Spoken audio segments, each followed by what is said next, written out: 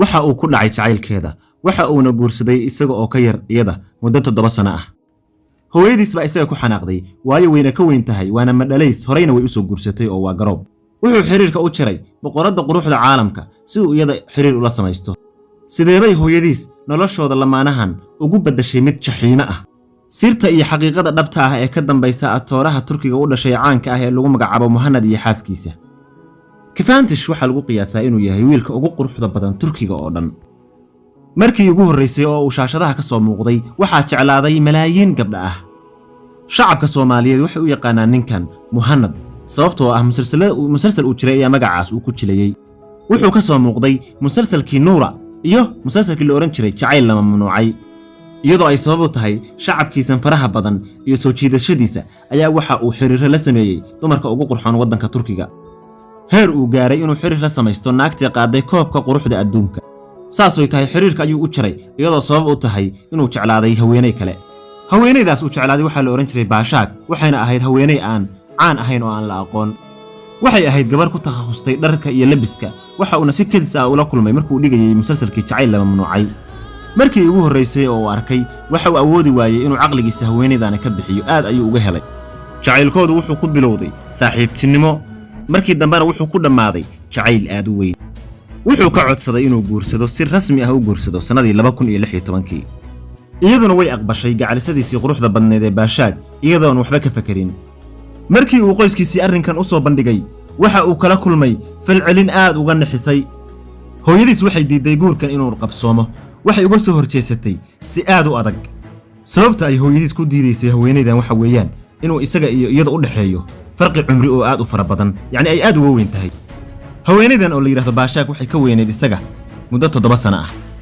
waxay kaloo hooyadiis uga soo horjeeday haweeneydan inay tahay haweeney garoob ah oo horey loo soo furay.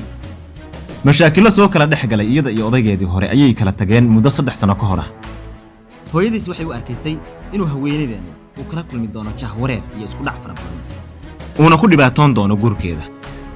balse isagu waxa uu guursaday haweeneydan si kasta looga soo horjeensaday. xaflad aad loo soo qaban qaabiyay oo aad u la yaab badan ay waxay ku dhigteen caasimadda Paris ee wadanka Faransiiska. hooyadiis waxay diiday inay ka soo qayb gasho xafladdaas waxa uuna dareemay waji gabax. waxa uu rajeynayay maalin noocan oo kala ah inay hooyadiis ka soo muuqato garabkiisa. aqalgalkoodii kadib hooyadiis waxa ay isku dayday in ay burburiso xiriirkan iyadoo oo ka meereysan jirtay kana lexleexan jirtay in ay wada sheekaystaan ama isla hadlaan. gabadhan ay sadoxda u tahay waxa moodaaba inay tahay cadowgeeda ugu daran ee ay ku leedahay adduunka. haddii ay dhacdo inay wada hadlaan waxay ula dhaqmi jirtay si fool xun oo aysan geyin kuna haboonayn. arrinka waxa sii xumeeyay inay ilmo isku dhali waayeen labadoodu. haddii ilmo imaan lahaayeen dabkani waa jugsan lahaa. islaantan salugsan inantana way iska degi lahayd haddii ilmo imaan lahaayeen. balse nasiib darro labadooda midkood ayaa waxay haysatay dhibaato arrinkan ah ama ilmo dhalid la'aanta ah. waxay dhaqaatiirta ka daba wareegayeen muddo 6 sanadood ah. nasiib darradooda kuma aysan guulaysan inay xitaa dhalaan hal ilmo ah. waxa ay dhaqaatiir ka daba wareeganayeen wax natiijo ahna kama aysan gaarin. sugitaan muddo dheer qaatay oo ay ilmo sugayeen. ugu dambayn qadarta Rabbi ayaa u dhool cadaysay markii ugu horeysay. waxaa soo baxay oo baahay warar sheegaya in xaaska Kefantish ay noqotay xaamilo.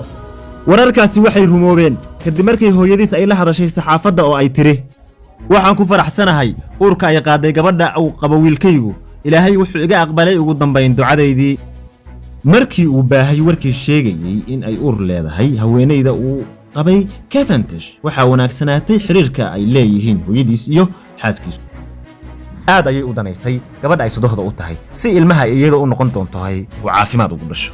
wuxuu waqtigu socdaba waxay islaantu ogaatay inay Baashaak tahay haweeney aad u fiican.